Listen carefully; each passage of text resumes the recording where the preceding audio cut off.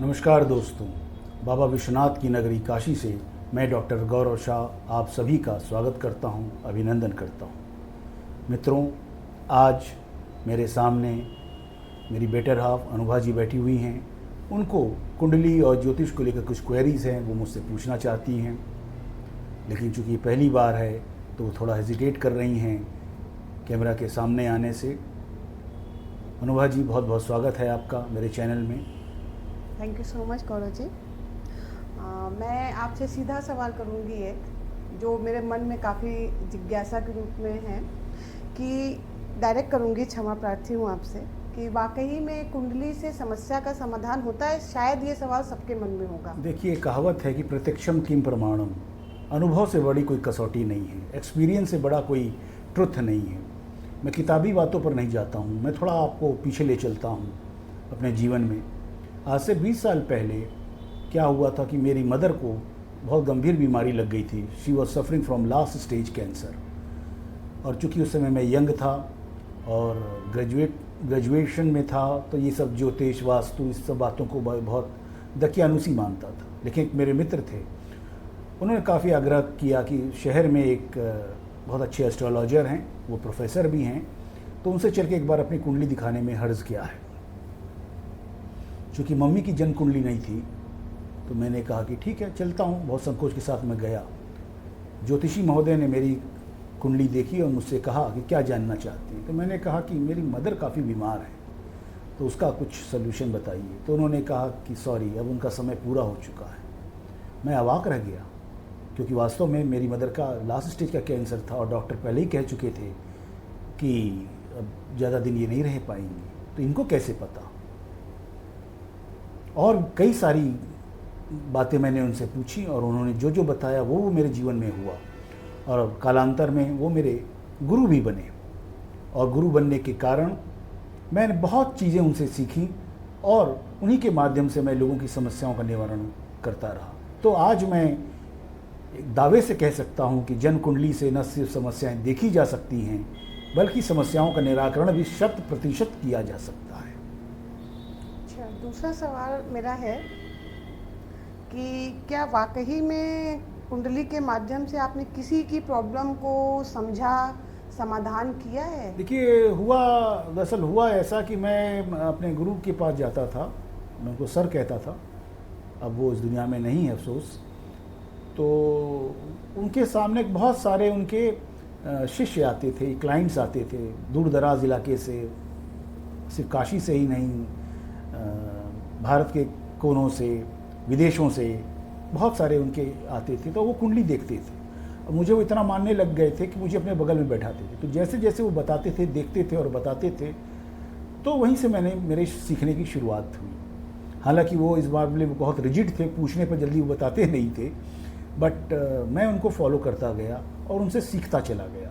और फिर मैंने ये मेरा शौक़ था और मैं फिर अपने दोस्तों की, मित्रों की, क्लासमेट्स की, परिवार वालों की कुंडली देखना मैंने शुरू किया और उनको मैंने उपाय बताना शुरू किया और धीरे धीरे मुझे इसमें काफ़ी सफलता मिलती चली गई।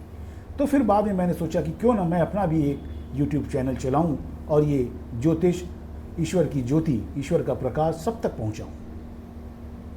जी, थैंक यू। अच्छा, मेरा एक सवाल है कि आप दर्शकों को 1-2 कुंडली दिखाकर उनको बताना। जी बिल्कुल बिल्कुल बिल्कुल, मेरे पास कई सारी कुंडलियाँ हैं, बहुत कुंडलियाँ हैं जिसका मैंने उपाय बताया और लोगों को लाभ पहुंचा।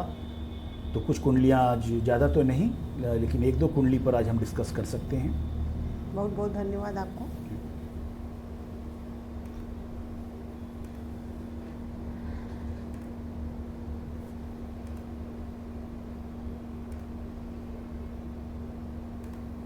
अब देखिए, जैसे आपके स्क्रीन में आप देख रही होंगी, अंकिता जायसवाल करके एक महिला है, ये उनकी कुंडली है। वो अपने करियर को लेकर काफ़ी परेशान हैं और कई बार उनकी ये शिकायत रहती है कि जरा सी बात में घबरा जाती हैं और डिप्रेशन हो जाता है। तो देखिए, इस कुंडली की प्रथम दृष्टया अगर हम इस कुंडली को देखें तो मेष लग्न की कुंडली है। तो मेष लग्न की कुंडली में जो बुध है, मंगल और बुध, तो जो बुध है वो मंगल का मित्र नहीं होता है और बुध मंगल का मित्र नहीं होने के कारण इस कुंडली के लिए बहुत अच्छा नहीं माना जाता है। तो क्योंकि बुध तीसरे और छठे भाव का स्वामी है, यानी दोनों त्रिषडाय का स्वामी हो गया है। और छठवां भाव तो ऐसे भी सस्टेश है, त्रिक भाव है, तो इसलिए बुध काफ़ी खराब हो जाता है इस कुंडली में। और बुध सीधे जाकर एक सबसे बली त्रिषडाय एकादश भाव में जाकर बैठ गया है, वो भी केतु के साथ। तो बुध बहुत ज़्यादा पीड़ित हो चुका है, तो लिहाजा इनको काफ़ी परेशानी का सामना करना पड़ता है। कई बार ये रोग का शिकार हो जाती हैं, डिप्रेशन का शिकार हो जाती हैं, और साथ ही साथ गले की बहुत कई बार इनको प्रॉब्लम आ जाती है, जैसा कि इन्होंने बता रही थी, इसलिए गले की प्रॉब्लम इनको कई बार रहती है।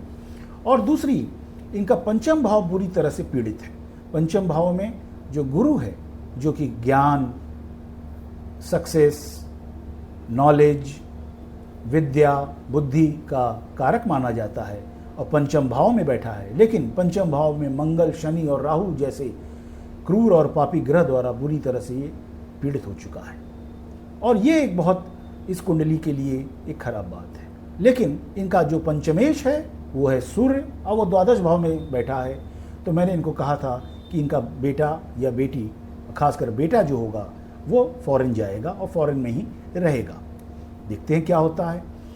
तो इन सब चीज़ों को देखते हुए जब हम इनकी ग्रह दशा को देखें तो इस समय शनि में शुक्र चल रहा है, उसके बाद शनि में सूर्य आएगा। तो शनिदेव स्वयं, शनिदेव मेष लग्न की कुंडली के लिए योग कारक माने गए हैं, और पंचम भाव में ये बैठे हैं। लेकिन मंगल और राहु के साथ होने से, और गुरु भी यहाँ इस कुंडली में बहुत अच्छा नहीं है, क्योंकि वह द्वादशेश हो गया है, व्ययेश हो गया है। तो ऐसे में शनि है तो योग कारक, लेकिन यहाँ पर थोड़ा सा परेशान है, ठीक है। इसलिए मानसिक परेशानी का काफ़ी सामना कर रही हैं। लेकिन कुछ उपाय मैंने इनको बताए जो कि इनको बहुत फ़ायदा हुआ। पहला तो मैंने इनसे कहा कि वो एक अच्छे किस्म का पन्ना पहने, बाएं हाथ की कनिष्ठा बाएं हाथ की सबसे छोटी उंगली में एक ये पन्ना पहने, इसको इन्होंने धारण किया। दूसरा मैंने कहा कि शनि के लिए, शनि देव की अनुकंपा पाने के लिए ये दाहिने हाथ की मध्यमा में एक लोहे का छल्ला, जो कि कहीं से भी टूटा हुआ ना हो, पूरी तरह से जॉइंट हो, वो पहने। शनिवार को इन्होंने धारण किया, और इससे इनको काफ़ी राहत मिली। और अभी इनका ये बाय प्रोफेशन ये एक टीचर हैं, और अभी इनका प्रमोशन भी हुआ है, और इन्होंने फ़ोन करके मुझे सूचना दी, बहुत अच्छा लगा, और आगे भी इनका जीवन काफ़ी सफल होगा, यही बाबा विश्वनाथ से मेरी प्रार्थना है। शुक्रिया।